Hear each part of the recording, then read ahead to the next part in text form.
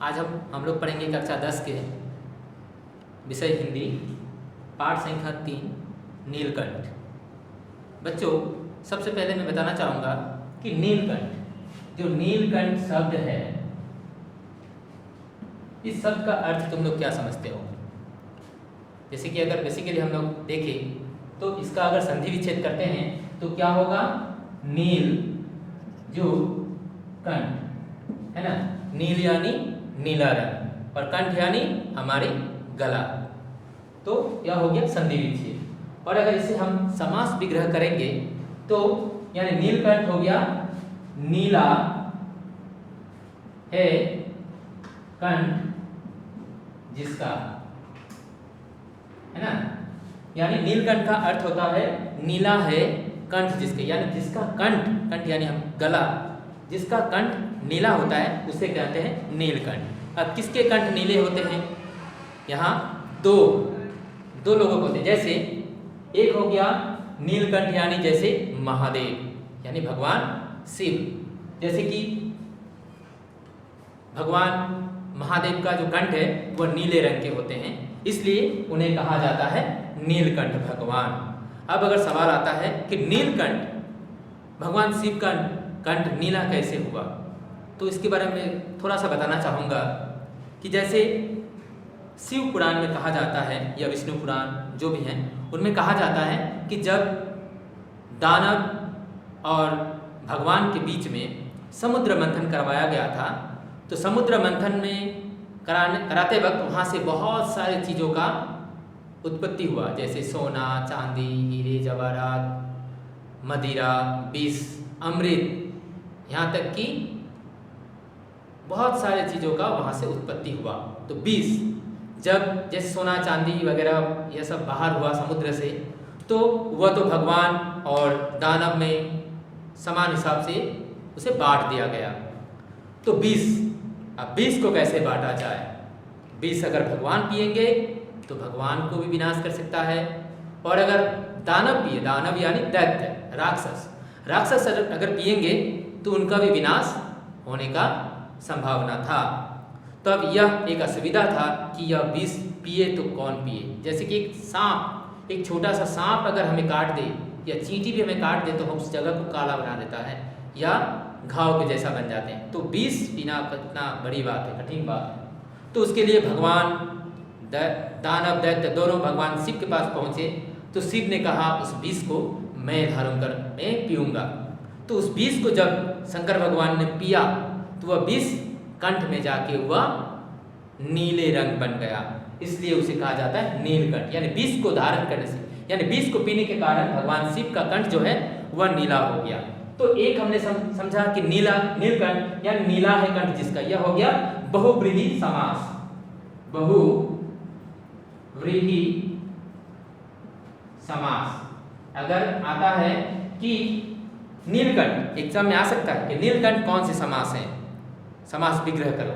इसका समास विग्रह होगा नीला है कंठ जिसका, इस समास का नाम हो गया बहुव्रीहि समास। और एक होता है नीलकंठ। नीलकंठ और एक प्राणी को कहा जाता है, वह कौन है? मोर। जो मोर होते हैं ना, पिकॉक, मोर या मोरनी जो होते हैं, उनके कंठ भी नीले रंग के होते हैं, इसलिए उसे भी कहा जाता है नीलकंठ। तो यह नीलकंठ जो पाठ है वह मोर के ऊपर ही लिखा गया एक कहानी है, जिसको आज हम लोग पढ़ेंगे। इस पाठ को पढ़ने से पहले मैं इस पाठ की लेखिका जो है उसके बारे में कुछ बताना चाहूँगा।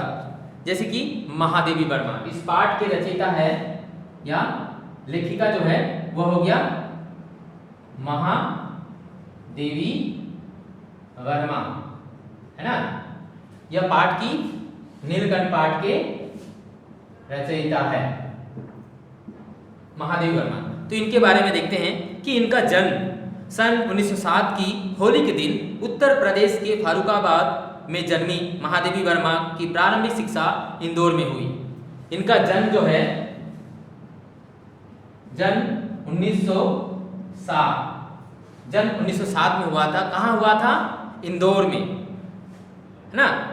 इंदौर में उनके जन्म हुआ था और उनकी प्रारंभिक शिक्षा यानी प्राथमिक लेवल की जो शिक्षा होती है वह इंदौर में हुई थी। विवाह के बाद पढ़ाई कुछ अंतराल से फिर शुरू की, यानी जब उनका विवाह हुआ, विवाह से पहले तो वे पढ़ाई कर रही थी, लेकिन विवाह होने के बाद उनकी पढ़ाई वहीं पर रुक गई। लेकिन विवाह के कुछ अंतराल यानी कुछ समय गुजरने के बाद फिर से वह अपनी पढ़ाई को आगे की तरफ बढ़ाने लगी, वो पढ़ने लगी, पढ़ाई शुरू किया।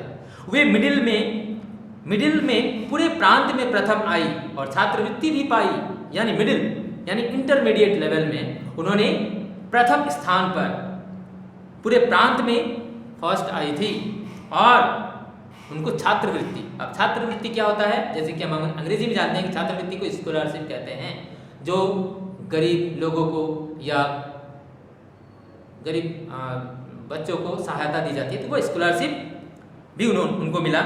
यह सिलसिला कई कक्षाओं तक चला, यानी यह सिलसिला यानी स्कॉलरशिप की जो सिलसिला है, छात्रवृत्ति का सिलसिला है, वह जितना पढ़ती गई उनको स्कॉलरशिप मिलता गया। बौद्ध भिक्षु नहीं बनना चाहा, लेकिन महात्मा गांधी के आह्वान पर सामाजिक कार्यों में जुट गई। वह उनका इच्छा था कि वह बौद्ध भिक्षु बने, लेकिन जब स्वाधीनता संग्राम के लिए हमारे माननीय बापूजी यानी महात्मा गांधी जी ने जब उनको बुलाया तो वह स्वाधीनता आंदोलन में जुट गई। उच्च शिक्षा के लिए विदेश में जाकर नारी शिक्षा प्रसार में जुट गई, स्वतंत्रता आंदोलन में भाग लिया। कह रहे कि और उच्च शिक्षा ग्रहण न करते हुए उन्होंने नारी शिक्षा के ऊपर, नारी यानी लड़कियों की शिक्षा के ऊपर ज़्यादा बल दिया।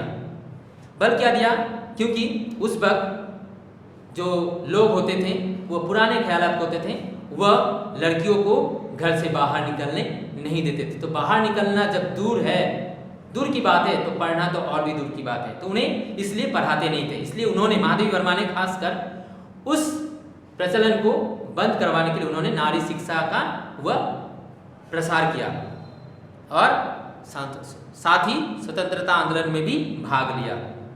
महादेवी जी ने छायावाद के 4 प्रमुख रचनाकारों में औरों से भिन्न अपना एक विशिष्ट स्थान बनाया है।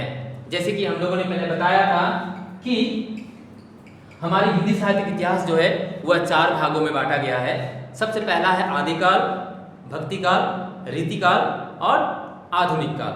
तो आधुनिक काल में छायावाद आता है। आधुनिक काल का और एक भाग है जिसमें छायावाद आता है। तो वे छायावाद के प्रमुख कवि जो हैं वह एक है जयशंकर प्रसाद,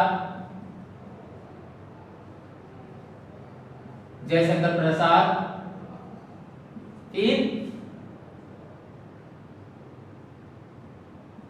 सूर्यकांत त्रिपाठी निराला,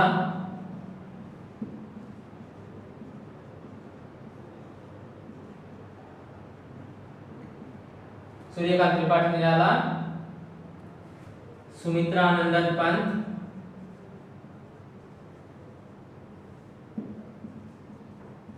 और महादेवी वर्मा, है ना। तो जैसे कि मैंने कहा कि हमारे हिंदी साहित्य के इतिहास को 4 भागों में बांटा गया है, आदिकाल, भक्तिकाल, रीतिकाल और आधुनिक काल। तो आधुनिक काल में आता है छायावाद, है ना।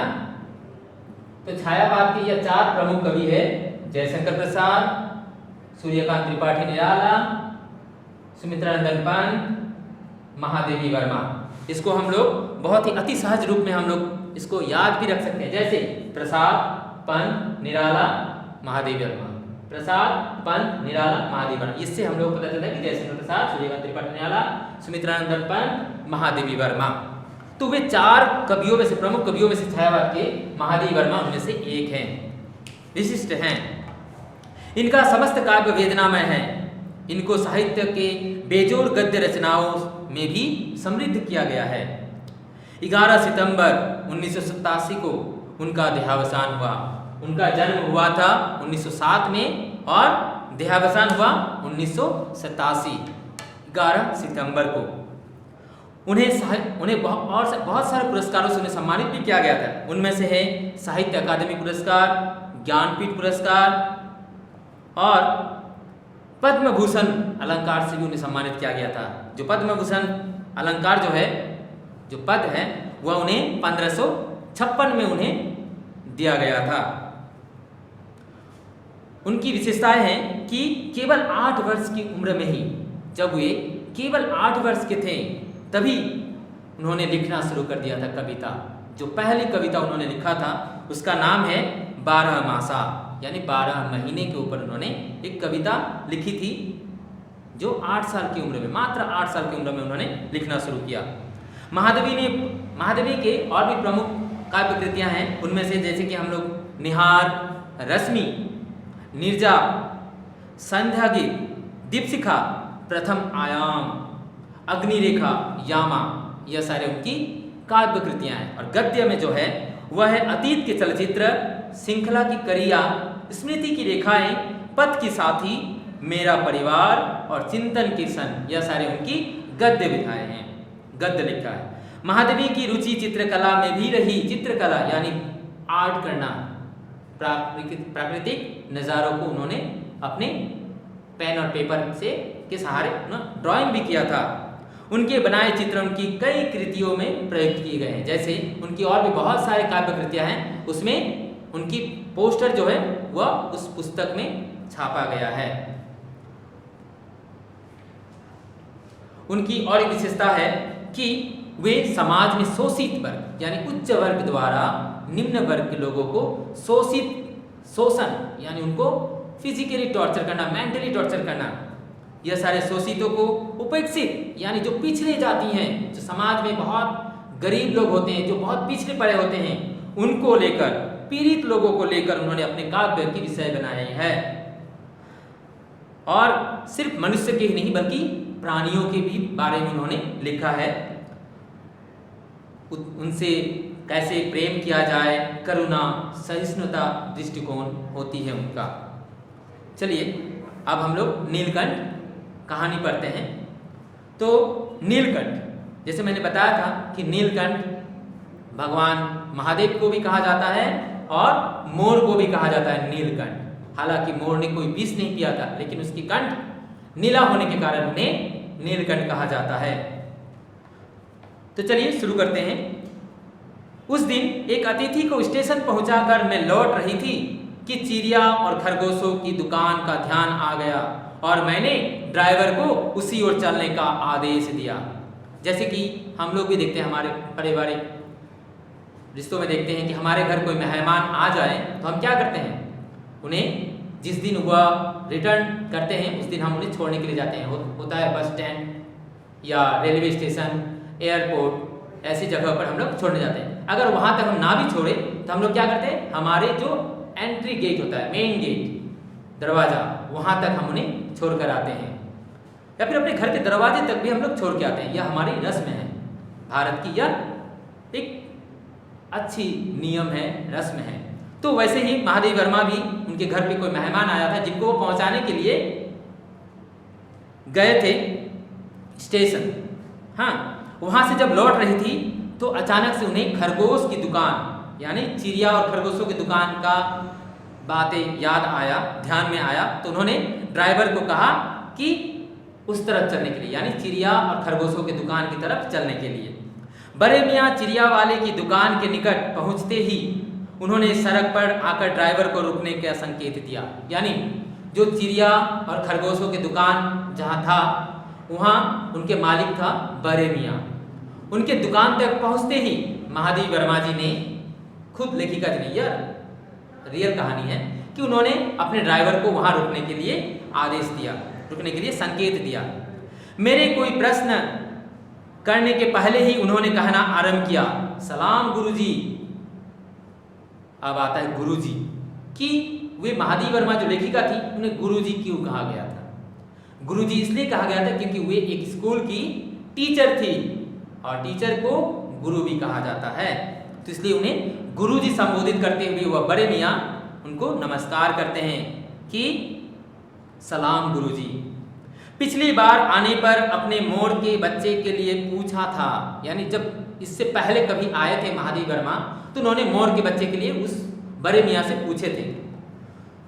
शंकर गर्भ से एक चिड़ियामार 2 मोर के बच्चे पकड़ लाया है, एक मोर है एक मोरनी, आप पाल लें। उन्होंने कहा कि शंकरगढ़ किसी स्थान का नाम है शंकरगढ़, वहां से एक चिड़ियामार यानी शिकारी, चिड़ियामार यानी जो चिड़ियों को मारता है शिकारी, वह एक 2 मोर के बच्चे, जिसमें से एक मोर था, दूसरा मोरनी, मोर यानी पुल्लिंग और मोरनी यानी स्त्रीलिंग, 2 पकड़ कर लाए हैं, आप खरीद लीजिए। मोर के पंजों से दवा बनती है, सो ऐसे ही लोग खरीदने आए थे। आखिर मेरे सीने में भी तो इंसान का दिल है, मारने के लिए ऐसे मासूम चिड़ियों को कैसे दूं? टालने के लिए मैंने कह दिया गुरुजी ने मंगवाए हैं। वैसे यह कमबख्त रोजगार ही खराब है, बस पकड़ो पकड़ो मारो मारो। वह बड़े मियाँ जो हैं वह कहते हैं कि वैसे तो मोर के जो पंजे होते हैं उनसे दवाई बनते हैं, इसलिए बहुत सारे लोगों ने उन्हें खरीदने के लिए आए, पर मैंने उन्हें दिया नहीं, क्योंकि मुझे पता था कि वे इनको खरीद कर ले जाकर क्या करेंगे, उसे मारकर उसके पंजों को बाजार में बेच देंगे। लेकिन मैं भी एक इंसान हूँ, इसलिए इंसानियत के नाते मैंने उस चिड़िया को नहीं दिया और कहा कि इसे गुरुजी ने मंगवाई है, इसलिए मैंने उन्हें नहीं दिया। क्या करूं, यह रोजगार ही बहुत खराब है, क्योंकि इस रोजगार में बस जितना मारो मारो और पकड़ो पकड़ो। बड़े मियाँ के भाषण की तूफान मैल के लिए कोई निश्चित स्टेशन नहीं है, सुनने वाला थककर जहां रोक दे वही स्टेशन मान लिया जाता है। इस तथ्य से परिचित होने के कारण ही मैंने बीच में उन्हें रोक कर पूछा, मोर के बच्चे हैं कहाँ? यानी जब बड़े मियाँ अपनी भाषण, यानी ऐसे भी हम लोग देखते हैं, कभी हम लोग किसी प्रोग्राम में जाते हैं तो देखते हैं कि बहुत बड़े बड़े लोग आते हैं, बहुत लंबे लंबे भाषण भी देते हैं। कुछ कुछ भाषण जो होते हैं बहुत बोरिंग टाइप के होते हैं, यानी बोरिंग हो जाते हैं। तो वैसे ही वह बड़े मियाँ भी जब बोलना शुरू करते तो उनका वह भाषण रुकता नहीं, बस चलती ही जाती, मानो उनका कोई स्टेशन ही नहीं है। सुनने वाला बेचारा थक कर रह जाता, पर उनका स्टेशन नहीं आता। परंतु महादेव वर्मा को इसके बारे में भलीभांति वह परिचित थे, इसलिए परिचित होने के कारण वह उन्हें रास्ते में ही रोक दिया और कहने लगे कि मोर के बच्चे किधर हैं, कहाँ हैं? बड़े मियाँ के हाथ के संकेत का अनुसरण करते हुए मेरी दृष्टि एक तार के छोटे से पिंजरे तक पहुंची, जिसमें तितरों के समान 2 बच्चे बैठे थे।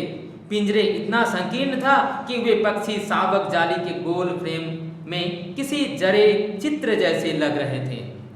जब मेरे पूछने पर वह बड़े मियाँ ने अपने हाथों के संकेत से कहा कि उस तरफ है। मैं उस तरफ गया, जाकर देखा कि मोर के बच्चे जो 2 हैं एकदम छोटे छोटे हैं, जिनके शरीर पर पंख भी नहीं निकले हैं। वे एक गोल जालदार फ्रेम में बंद हैं। मेरे निरीक्षण के साथ साथ बड़े मियाँ की भाषण मैल चली जा रही थी। ईमान कसम, गुरुजी चिड़ियामार ने मुझसे इस मोर के जोड़े के नकद 30 रुपये लिए हैं।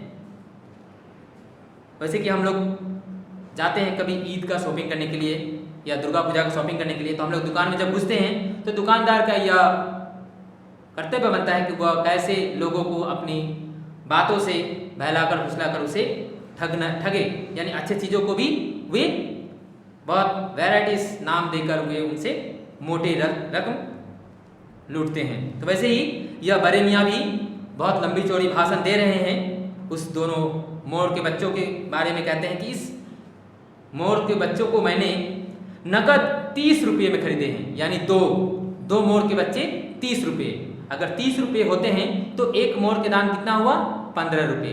2 मोर के बच्चे 15, जो 15 30 रुपये में उन्होंने खरीदा था। अगर सवाल आया कि महादेवी जी ने बड़े मियाँ से मोर के दोनों बच्चों की कीमत कितने चुकाए थे, तो कहोगे 30 रुपये। 12 कहाँ भाई, जरा सोच तो, अभी इनमें मोर की कोई खासियत भी है कि तू इतनी बड़ी कीमत ही मांगने चला? पर वह मुझे क्यों सुनाने लगा, आपका ख्याल करके अस्ता पछता कर देना ही पड़ा, और आप जो मुनासिब समझे। बड़े मियाँ ने कहा कि मैंने उस चिड़िया मार को 30 रुपये से खरीदा है, आप जो मुनासिब समझे वही दे दीजिए। अस्तु 30 चिड़िया मार के नाम के और 5 बड़े मियाँ में ईमान के देकर जब मैंने वह छोटा पिंजरा कार में रखा, तब मानो वह जाली के चौखटे का चित्र जीवित हो गया। दोनों पक्षी साबों के छटपटाने से लगता था मानो चिड़िया ही सजीव और उड़ने योग्य हो गया है। ऐसे होता है कि जब कोई चिड़िया के बच्चे को पकड़ने हम जाते हैं तो वह क्या करता है, फटफटाता है, भागने की कोशिश करता है। वैसे ही जब 30 रुपये देकर उस बड़े मियाँ को महादेवी जी अपने कार में उठाएं तो वह चिड़िया के बच्चे उस पिंजरे में ही फरफराने लगे, मानो वह उड़ने के लायक हो गए हों। घर पहुंचने पर सब कहने लगे, तीतर है, मोर कहकर ठग लिया है। जब घर, जैसे हम लोग सब्जी बाजार या बाजार से कुछ खरीद कर ले जाते हैं घर पे, तो इसे भी हम लोग देखते हैं कि घर में बहुत सारे लोग तरह तरह की बातें कहते हैं, हाँ इसका कीमत इतना नहीं होना चाहिए, तुम्हें ठग लिया गया। वैसे ही जब महादेवी वर्मा भी उस मोर के दोनों बच्चों को अपने घर ले गई तो घर के बहुत सारे लोगों ने तरह तरह की बात कहने लगी। वे कहने लगे कि इसे तुम्हें ठग लिया गया है, यह कोई मोर के बच्चे नहीं है बल्कि तीतर के बच्चे हैं। कदाचित अनेक बार ठगे जाने के कारण ही ठगे जाने के बाद मेरे चिर जाने की दुर्बलता बन गई है। अप्रसन्न होकर मैंने कहा, मोर के क्या सुरखाब है के पर लगे हैं, है तो पक्षी ही, चिरा दिया जाने के कारण ही संभवतः उन दोनों पक्षियों के प्रति मेरे व्यवहार और यत्न में कुछ विशेषता आ गई। लोगों ने तरह तरह की बातें कहा कि यह मोर नहीं है बल्कि तीतर के बच्चे हैं, पर मैंने वह सारे बातों पर ध्यान न देकर मैंने उस बच्चों को पालना शुरू किया, अच्छी तरह से उसे पालना शुरू किया। पहले अपने पढ़ने लिखने के कमरे में उनका पिंजरा रखकर उसका दरवाज़ा खोला, फिर दो कटोरों में सत्तू के छोटी छोटी गोलियां और पानी रखा। वे दोनों चूहेदानी जैसे पिंजरे से निकलकर कमरे में मानो खो गए, कभी मेज के नीचे घुस गए, कभी अलमारी के पीछे। उन्होंने शुरू में उस पिंजरे को उठाकर अपने पढ़ने लिखने के कमरे में ले जाकर रख दिया, जिसमें उन्होंने सत्तू यानी जिसमें चना, मकई, चावल ये सारे मिक्स करके एक सत्तू बनाया जाता है, उस सत्तू के दानों को उसमें रख दिया जाता था और एक कटोरी में पानी भी रख दिया जाता था। वे दोनों उस पिंजरे से निकलकर दाना खाते, पानी पीते और वहीं पर रहते। और वे कभी कभी उस पिंजरे से निकलकर मेरे मेज के नीचे घुस जाते। मेज किसे कहते हैं? अंग्रेजी में मेज को टेबल कहते हैं। तो मेज यानी पढ़ने लिखने का जो टेबल था महादेवी वर्मा का, उसके नीचे वे घुस जाते, कभी अलमारी के पीछे। अंत में इस लुका छिपी से थककर उन्होंने मेरे रद्दी कागजों को, टोकरी को अपने नए बसेरे में गौरव प्रदान किया। 2-4 दिन वे इसी प्रकार दिन में इधर उधर गुप्तवास करते और रात में रद्दी की टोकरी में प्रकट होते रहे। कहा कि पिंजरे से निकालकर एक टोकरी में उन्होंने कुछ कपड़ा, कुछ कागज देकर उसमें रख दिया। फिर अस्वस्थ हो जाने पर कभी मेरी मेज पर, कभी कुर्सी पर और कभी मेरे सिर पर अचानक आविर्भूत होने लगे। महादेवी वर्मा कहती हैं कि जब मैं बीमार पड़ जाती तो वे मेरे मेज पर आकर, कभी मेरी कुर्सी पर आकर बैठ जाते, कभी मेरे सिर पर आकर अचानक आविर्भूत यानी प्रकट होना, हमारे सामने अचानक से मेरे सिर के पास आकर रहने लगते। खिड़कियां में तो जाली लगी थी, पर दरवाज़ा मुझे निरंतर बंद रखना पड़ता था। खुला रहने पर चिंता मेरी बिल्ली इन भवांगुत को पता लगा सकती थी और तब उसके शोध का क्या परिणाम होता यह अनुमान करना कठिन नहीं है। कह रही हैं कि जब मैं अपने घर के अंदर रहता, अपने कक्षा के अंदर, तो उसमें मैं हमेशा जो खिड़की होती थी वह जाली से बंद था, ना तो वे बाहर जा सकते थे और ना ही बाहर के कोई जानवर अंदर आ सके। और दरवाजा भी वे बंद कर रखते थे। क्यों? दरवाजा क्यों बंद करके रखते थे? क्योंकि उनके घर पे और भी बहुत सारे जानवर थे, जिसमें से एक जानवर है बिल्ली। बिल्ली क्या करती? अगर दरवाजा खुला रहता तो बिल्ली उन छोटे छोटे 2 मोर के बच्चों को अपना शिकार बना लेती। इसलिए महादेवी वर्मा हमेशा अपने दरवाजे को बंद करके रखती थी और खिड़कियों में भी जालियां लगा दी थी। वैसे वह चूहों पर भी आक्रमण नहीं करती, परंतु यहाँ तो 2 सर्वथा अपरिचित पक्षियों की अंधिकार चेष्टा का प्रश्न था। कह रहे हैं कि जैसे हमारे घर में कुत्ते भी होते हैं, बिल्ली भी होते हैं, है ना, गाय भी होते हैं, बकरी भी होते हैं।